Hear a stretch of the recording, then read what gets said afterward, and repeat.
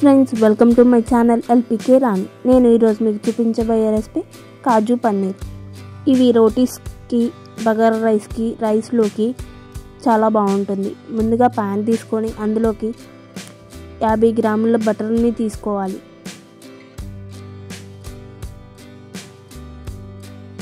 అది మెల్ట్ అయిన తర్వాత ముందుగా కట్ చేసుకున్న పన్నీర్ క్యూబ్స్ని ప్యాన్లోకి వేసుకొని లైట్ గోల్డెన్ కలర్ వచ్చేంత వరకు ఫ్రై చేసుకుందాం. ఇలా ఫ్రై అయిన వాటిని ఒక బౌల్లోకి ట్రాన్స్ఫర్ చేసుకోవాలి.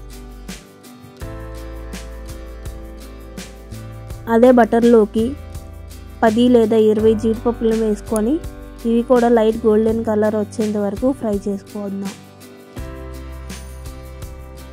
మీరు ఎన్ని జీడిపప్పు వేసుకుంటే అంత బాగుంటుందండి.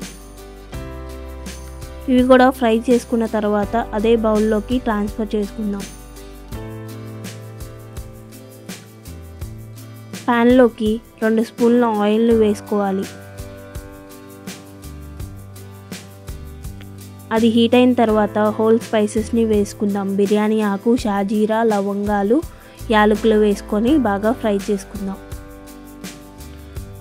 ముందుగా కట్ చేసి పెట్టుకున్న 3 ఉల్లిపాయ ముక్కల్ని వేసుకొని అవి కూడా గోల్డెన్ కలర్ వచ్చేంత వరకు ఫ్రై చేసుకుందాం. ఇలా ఫ్రై అయిన తర్వాత ఇందులోకి 1.5 టేబుల్ స్పూన్ అల్లం వెల్లుల్లి పేస్ట్ వేసుకొని పచ్చివాసన పోయేంత వరకు ఫ్రై చేసుకుందాం.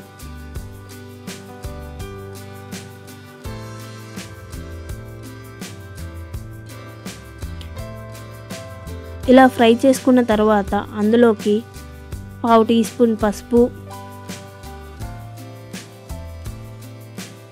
2 స్పూన్ల కారం వేసుకుంటున్నాను. మీరు ఇంకా స్పైసీగా కావాలనుకుంటే మీరు ఇంకొక స్పూన్ యాడ్ చేసుకోవచ్చండి. ఇలా ఒకసారి కలుపుకున్న తర్వాత 1/2 టేబుల్ స్పూన్ ధనియాల పొడి,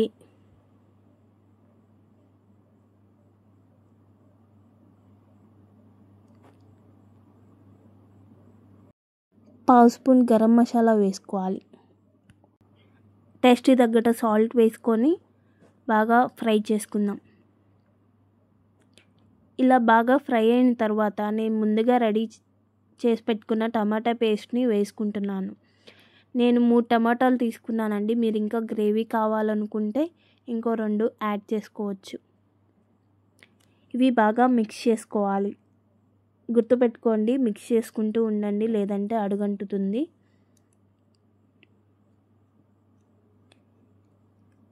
ఇలా ఆయిల్ పైకి తేలేంత వరకు కుక్ చేసుకుందాం.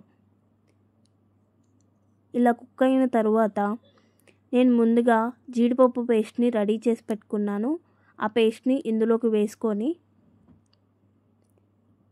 నేను ఒక 10 జీడిపప్పులను తీసుకొని పేస్ట్ వేసుకున్నానండి.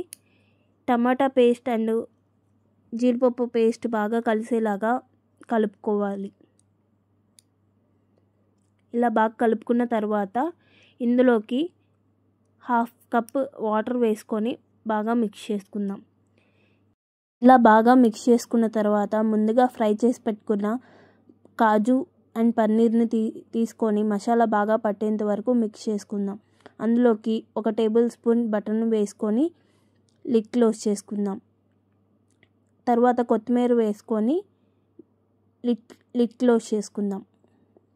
ఒక 10 మినిట్స్ కుక్ అయిన తర్వాత ఇలా ఆయిల్ పైకి తేలుతుంది. ఒకసారి మిక్స్ చేసుకోవాలి. అంతేనండి, ఎంతో టేస్టీ అయిన kaju paneer ready. Thanks for watching. Don't forget to subscribe to my channel, like, share and comment.